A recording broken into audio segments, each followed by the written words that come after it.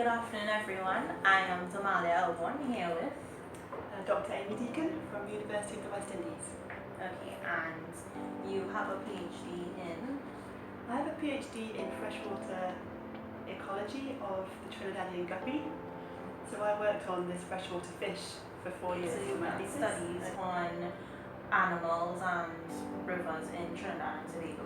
Yes, correct. For the last 9 years. Okay, well today I have some questions based on my topic in science communications, river health in Trinidad and Tobago. And the first question is based on one of your studies which included tropical river ecosystems. Why would you say river health is important in Trinidad and Tobago? So river health is really important to Trinidad and Tobago because we have a lot of rivers and we use them a lot. So people really like to go for a river line here. It's a part of culture. Yeah. And so humans and rivers are very closely connected here. And you go to Cora and on a weekend and there's plenty of people not just sitting by the river but in the river, cooking by the river, swimming, fishing. And that's one way that people use rivers, but then we have to remember everything is connected, and so they then link to our estuaries and our seas, and as well as coming from our forests. So the rivers kind of connect the forest ecosystem with the marine ecosystem. And What's your definition of a healthy river? So a healthy river, it's a good question because different people might have slightly different definitions of what healthy is, and to actually quantify that can be quite hard. But you want a river that's functioning, has a functioning ecosystem. So the various different animals and plants that exist in the river are balanced and able to survive and function and perform their ecosystem services. So having clean water, filtering out particles, and I guess connecting it to the rest of the ecosystem. Yes. And what challenges have you faced while studying rivers in Trinidad and Tobago? Challenges. So for the most part, the rivers in Trinidad are really beautiful places to work because you're under forest cover because most of the rivers are there, so it's surrounded by they forest. have these trees coming over like in Cora. Exactly. So it's shady and it's cool and it's pretty. But sometimes when it's been heavy rain, that's the main challenge. So when you get heavy rain, especially if the rain is up in the mountains, then very quickly, within a few minutes, the river downstream suddenly rises. And you might be in the water working and it's beautiful and clear and shallow, and then suddenly you realise the water is coming up. And that can be quite dangerous, especially when you're in the river. Kind of like tides on beaches. Yeah, like tides on beaches, but less predictable. So with the tides, you can check the timetable and make sure that you're there at the right time.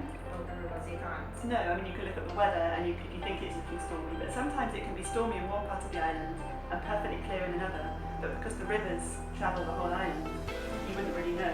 And then what's happening upstream is having a big effect coming down, and it turns the river very brown. That makes it hard for me to do my sampling of what's in the river once you can't see anything.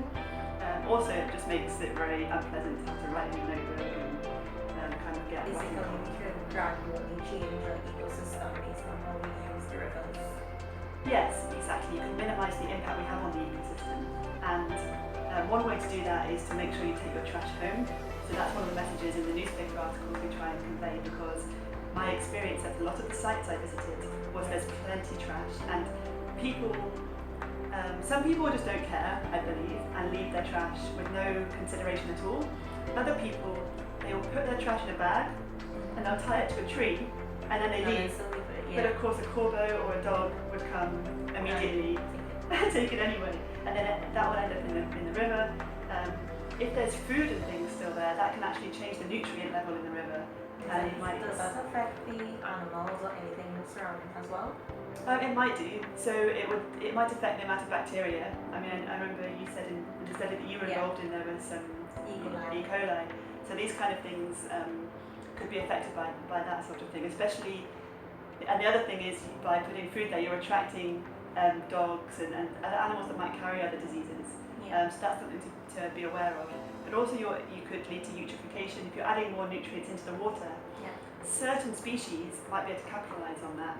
So you might get high abundance of those kind of species, but then that might be at the expense of rarer species that Yeah. can no longer survive there. So it's just doing anything like that. It's a complicated kind of web of different things that might change, but and we can't really predict what would actually happen. All we know is that it does What have are an effect. the long-term benefits of rivers in both rural and urban areas in this country?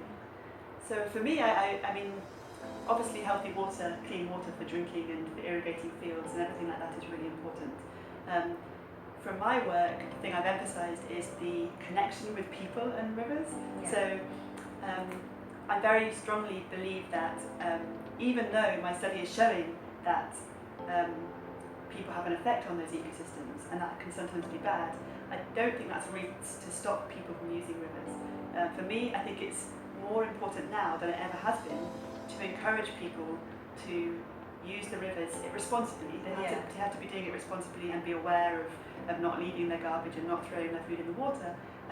But what that does is it connects people. And once people have a connection with nature, and for many people, river limes are one of the few times they are connecting with nature, especially people who normally live in the city and then would come for a river lime, especially children. I think it's really important because that will stay with them.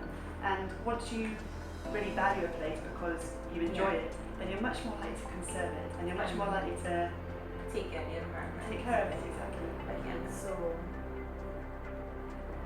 how does one contribute or aid in helping the development or rehabilitation of rivers within Trinidad and Tobago? So I think education is going to be really important here.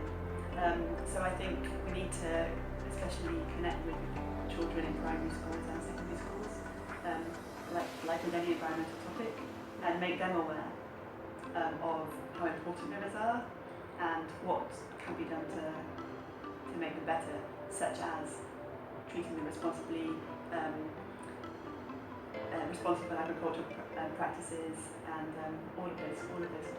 How is educating the people on this topic a good strategy in maintaining river health, and how would you go about educating the general public on why we should take care of our rivers? Well, I suppose what I said before about going for primary school children and encouraging people to use the rivers. So even organising trips to the rivers or hikes to the rivers so that people can see how beautiful they are and enjoy them, but as I said, enjoy responsibly and realise. So I think that's important to draw awareness. It's nice when these things are covered in the newspapers and now on TV, and the more science communication efforts that go towards spreading that message, the better, so that people have it on their radar. Awareness. Yeah, awareness. And there's actually a project just now organised by the FAO, the Food and Agriculture Organisation, with the Jeff. People may not realise it, but everybody is relying on rivers in one